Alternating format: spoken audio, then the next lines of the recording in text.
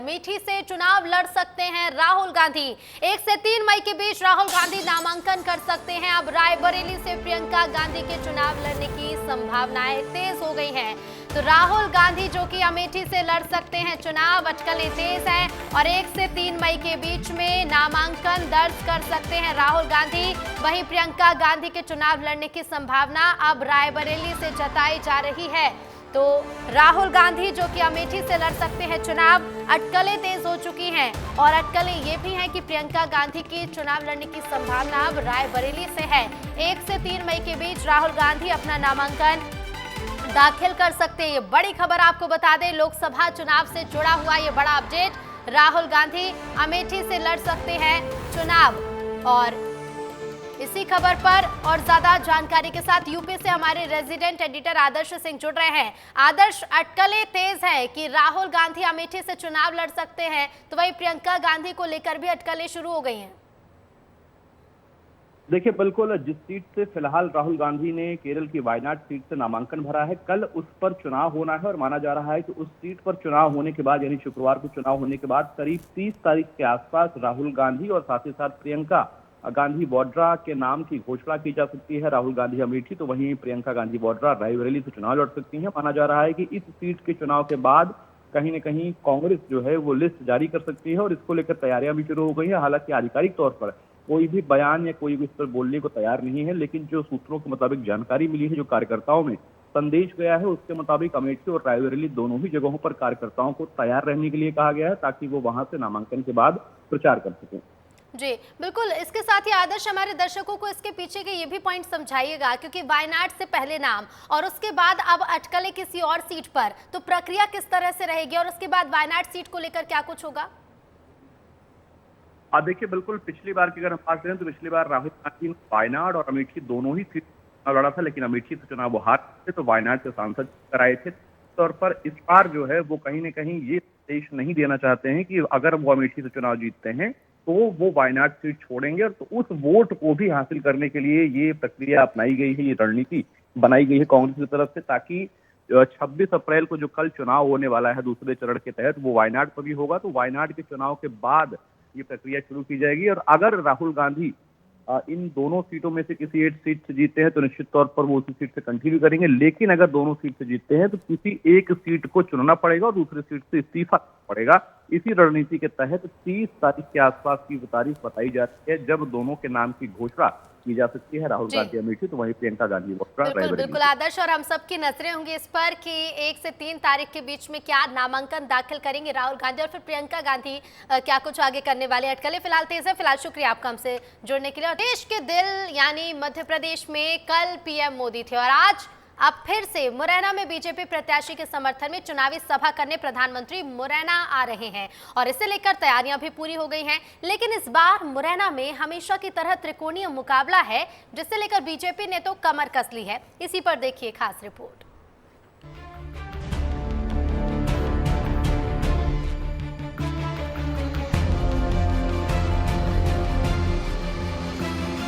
लोकसभा चुनाव के रण के बीच अब भारतीय जनता पार्टी का फोकस तीसरे चरण की सीटों पर आ गया है। यही कारण है कि प्रधानमंत्री नरेंद्र मोदी 2 दिन में 2 बार एमपी के दौरे पर हैं। कल पीएम मोदी सागर, हरदा और भोपाल आए, जबकि आज पीएम मुरैना में जनसभा करेंगे। मुरैना श्योपुर लोकसभा क्षेत्र से बीजेपी ने शिव मंगल सिंह तोमर को प्रत्याशी बनाया है, जिनके समर्थन में पीएम जनसभा करेंगे। प्रधानमंत्री के साथ मुख्यमंत्री डॉक्टर मोहन यादव, प्रदेश अध्यक्ष वी डी शर्मा के अलावा कई और शीर्ष नेता आएंगे। पिछले 1.5 माह में पीएम मोदी का ये 6वां एमपी दौरा है। इससे पहले पीएम मोदी 7 अप्रैल को जबलपुर में रोड शो करने आए थे। इसके बाद उन्होंने 9 अप्रैल को बालाघाट में रैली की थी, 14 अप्रैल को पिपरिया में रैली की थी, 19 अप्रैल को दमोह में रैली की थी और 24 अप्रैल को सागर और हरदा में जनसभा करने के बाद भोपाल में रोड शो किया। वहीं आज पीएम मोदी 25 अप्रैल को मुरैना में रोड शो करेंगे।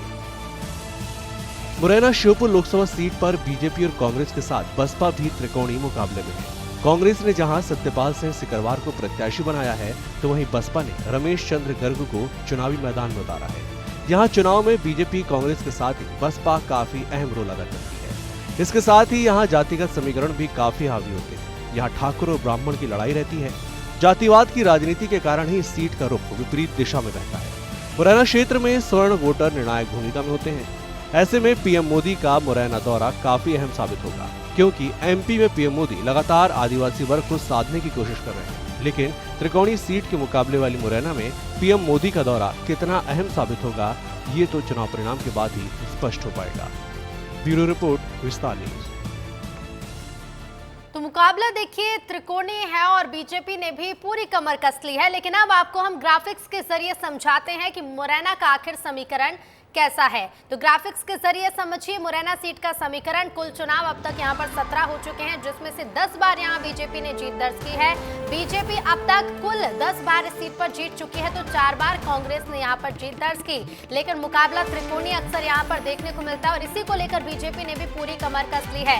और देखिए मुरैना की 8 विधानसभाएं, जिसमें से मजबूत स्थिति में कांग्रेस है। 5 सीटें हैं यहाँ पर कांग्रेस के पाले में, तो यहाँ पर 3 सीटें बीजेपी के पास है, यानी कि यहाँ की 8 विधानसभा में से ज्यादा विधानसभाओं पर कांग्रेस का कब्जा है और बीजेपी के पास 3 है। मुख्य मुद्दे हैं मुरैना के गरीबी, बेरोजगारी, शिक्षा, स्वास्थ्य, कृषि और कानून व्यवस्था। और ये वो मुख्य मुद्दे हैं जिनके इर्द गिर्द हो रहा है चुनाव, और इन्हीं मुद्दों को अपने ध्यान में रखते हुए जनता यहाँ पर चुनाव करती है। लेकिन मुकाबला बेहद रोचक हो जाता है मुरैना सीट का, क्योंकि बीजेपी और कांग्रेस प्रत्याशी के साथ साथ यहाँ पर एक और प्रत्याशी है, जिसकी वजह से मुकाबला त्रिकोणीय देखने को मिलता है। और देखिए इसी पर और ज्यादा बातचीत के लिए मुरैना से मेरे सहयोगी अनिल गौर जुड़ रहे हैं, जो हमें जानकारी देंगे कि दौरा कितना खास होने वाला है। अनिल, पीएम मोदी एक बार फिर मध्य प्रदेश के दौरे पर आज पहुंच रहे हैं मुरैना, लेकिन मुरैना का मुकाबला कितना खास होगा और कार्यक्रम की क्या कुछ तैयारियां हैं? अनिल।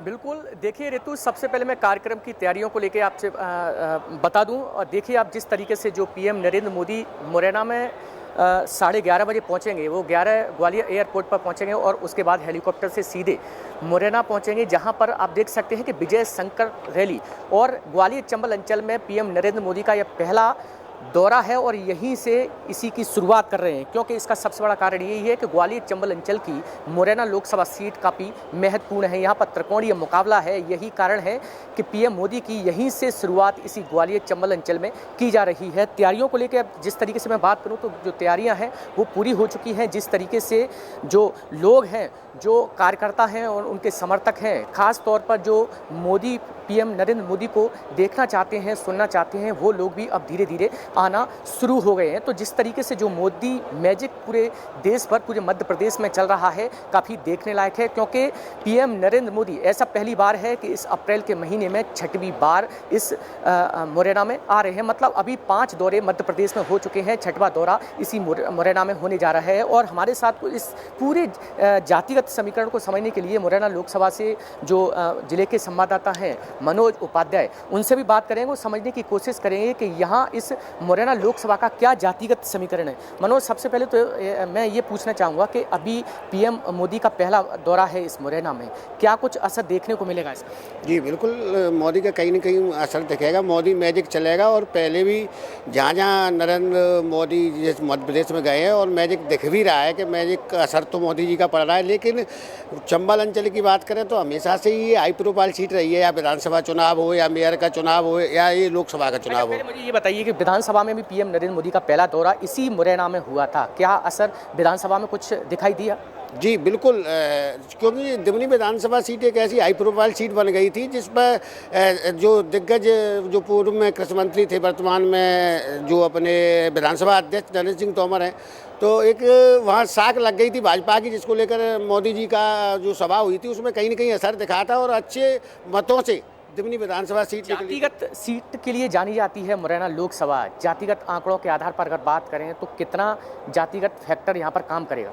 जी बिल्कुल, यहाँ जो चंबल अंचल में जातिगत फैक्टर से ही चुनाव होता है। जो जाति, जैसे मान लेते हैं कि ब्राह्मणों के 2,35,000 हैं, क्षत्रियों के 3 लाख के समथिंग वोट है, और जो ओबीसी के भी मान लें तो किरार के भी 1.25 लाख के वोट है। तो मतलब जातिगत फैक्टर भी पूरी तरह से काम करेगा। देखिए ऋतु, यहाँ मुरैना लोकसभा इसलिए काफ़ी महत्वपूर्ण है क्योंकि यहाँ जातिगत आधार पर ही यहाँ पर मतदान होता है। यही कारण है कि अब की बार यहाँ पर त्रिकोणीय मुकाबला है। बीजेपी से शिवमंगल सिंह तोमर हैं जो विधानसभा अध्यक्ष नरेंद्र सिंह तोमर के समर्थक माने जाते हैं, तो वहीं अब की बार कांग्रेस ने जो बीजेपी से निष्काते हैं सत्यपाल सिंह सिकरवार, उनको मैदान में उतारा है। तो वहीं अभी जिस तरीके से बसपा की अगर बात करें तो बसपा से रमेश गर्ग हैं, तो कहा जा सकता है कि पूरी तरीके से अनिल, देखिए मुकाबला तो त्रिकोणीय है, लेकिन विधानसभा के जो रिजल्ट बताते हैं कि यहाँ विधानसभा चुनाव में बेहतर स्थिति में कांग्रेस थी। 5 सीटें कांग्रेस के पाले में गई, तो वहीं 3 सीटें बीजेपी के पास हैं। तो चुनौती बीजेपी के लिए भी ज्यादा बड़ी हो जाती है।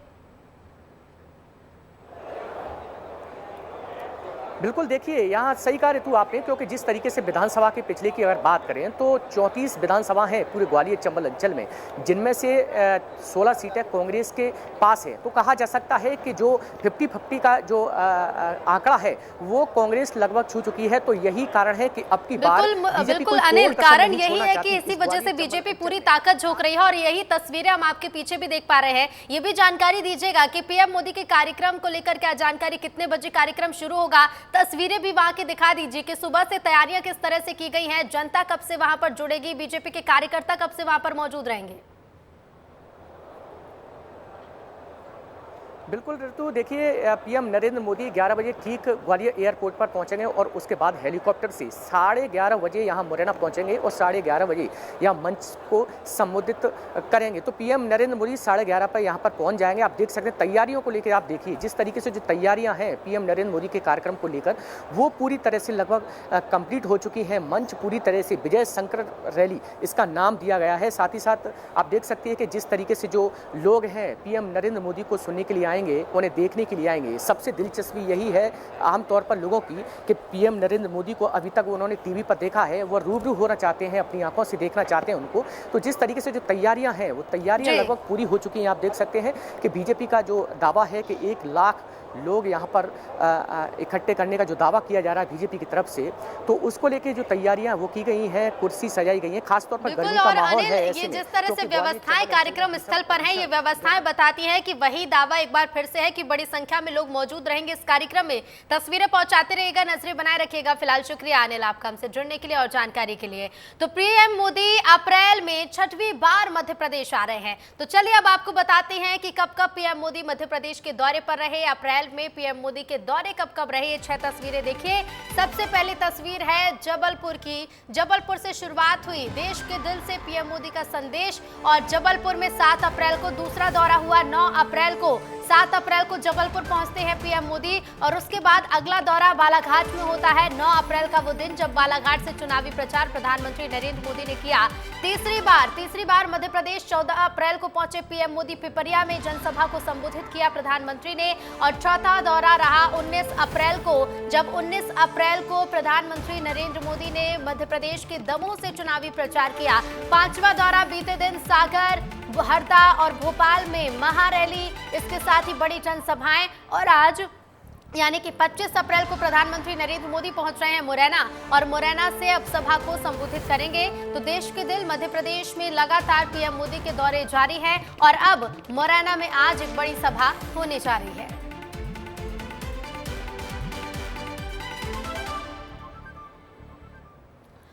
तो प्रधानमंत्री नरेंद्र मोदी के दौरे लगातार जारी हैं। पूरे देश भर में दूसरे चरण के लिए देखिए चुनावी प्रचार शुरू हो गया है। और इसके साथ ही आपको बता दें, बेमेतरा पहुंचे विधानसभा अध्यक्ष, उन्होंने चुनाव आयोग से बातचीत भी की। लेकिन इसके पहले ये तस्वीरें देखिए आप। ये तस्वीरें देखिए, चुनाव आयोग तैयारियों में जुटा हुआ है, मतदान दल जो कि तैयारियों में जुटे हुए हैं, क्योंकि कल यानी 26 अप्रैल को पूरे देश भर में दूसरे चरण का मतदान होगा। दूसरे फेज के लिए वोटिंग की तैयारी शुरू हो गई है, और दूसरे चरण में कुल 88 सीटों पर वोटिंग होगी, जिसके लिए मतदान दल आज से रवाना होने भी शुरू हो गए हैं।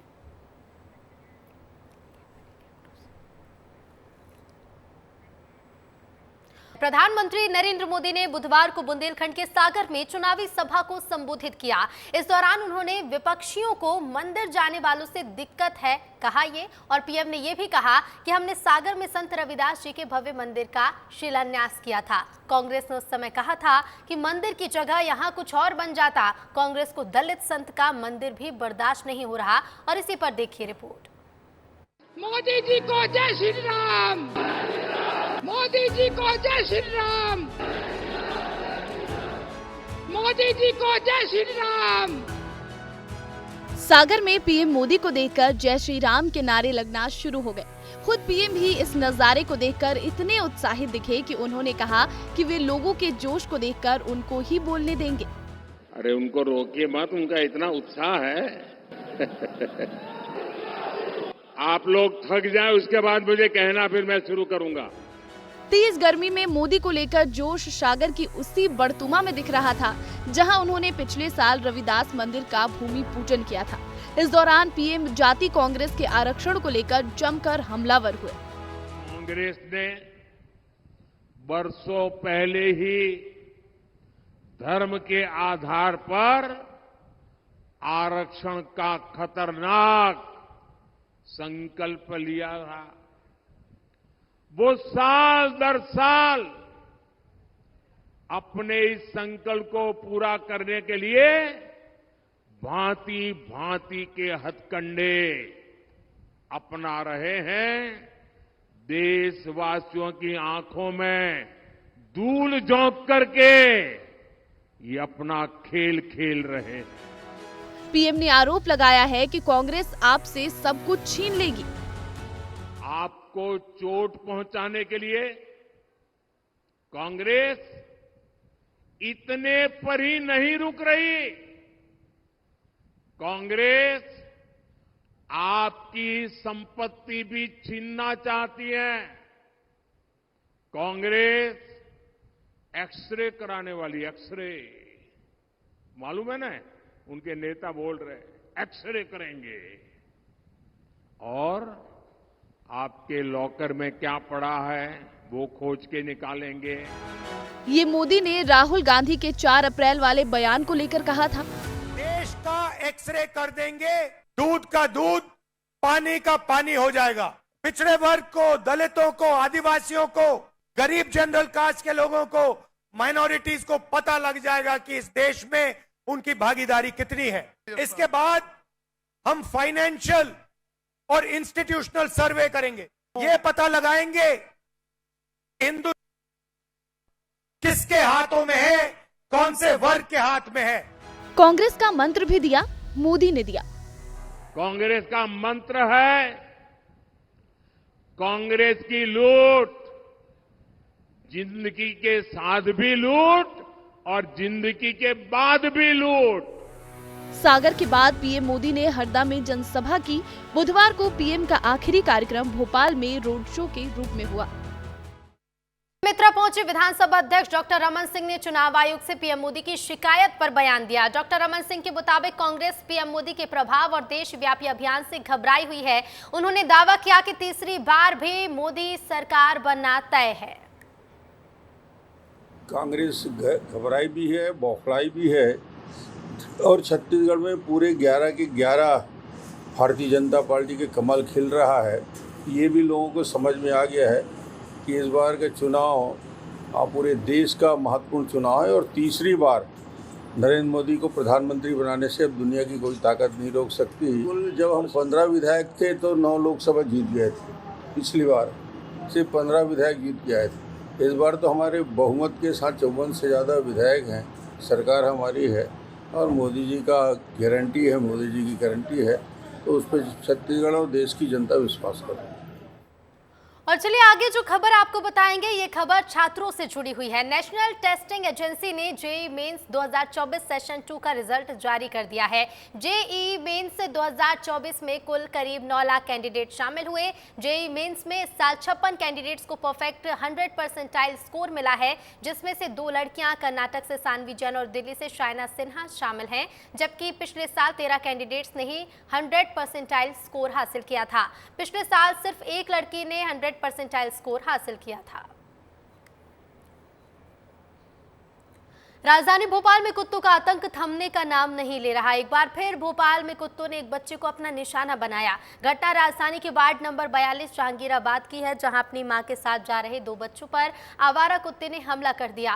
कुत्ते ने मां के साथ जा रहे दो बच्चों को निशाना बनाया और इस घटना में मासूम बच्चे लहूलुहान हो गए। आवारा कुत्ते के आतंक की यह घटना सीसीटीवी कैमरे में कैद हो गई। और बता दें आपको कि इससे पहले भी राजधानी भोपाल में कुत्ते बच्चों को अपना निशाना बना चुके हैं, जिसमें मासूम बच्चों की मौत भी हो चुकी है। नगर निगम की तरफ से दावा किया जाता है कि वो आवारा कुत्तों को लेकर लगातार अभियान चला रही है, लेकिन उसके बावजूद भी रोज सैकड़ों की संख्या में आवारा कुत्तों का आतंक देखने को मिलता है और आवारा कुत्तों के काटने के मामले सामने आ रहे हैं।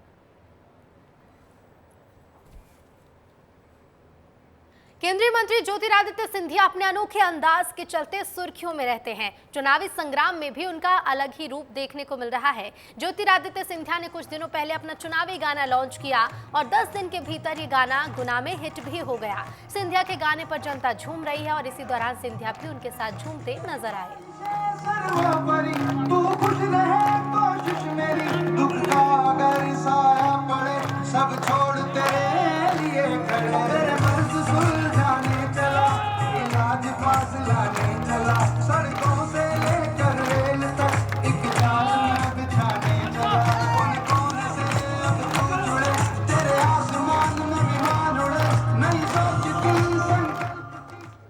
मध्य प्रदेश में एक बार फिर आंधी और बारिश का दौर चल सकता है। मौसम विभाग के मुताबिक आज और कल प्रदेश के 35 जिलों में बारिश का अलर्ट है। इस दौरान मध्य प्रदेश के अलग अलग हिस्सों में आंधी के साथ हल्की से मध्यम बारिश हो सकती है। जिन जिलों में बारिश हो सकती है उसमें अशोकनगर, खरगोन, रतलाम, आगर मालवा, नीमच, मंदसौर शामिल हैं। और इससे पहले मंगलवार को छिंदवाड़ा समेत कई जिलों में बारिश हुई। छिंदवाड़ा में ओले भी गिरे और इससे दिन के तापमान में भारी गिरावट हुई है, लेकिन बारिश के बीच कई जिलों में गर्मी की तपिश भी महसूस की गई। खरगोन में तापमान सबसे ज्यादा 41.2 डिग्री दर्ज किया गया, तो वहीं नरसिंहपुर में पारा 41 डिग्री रहा।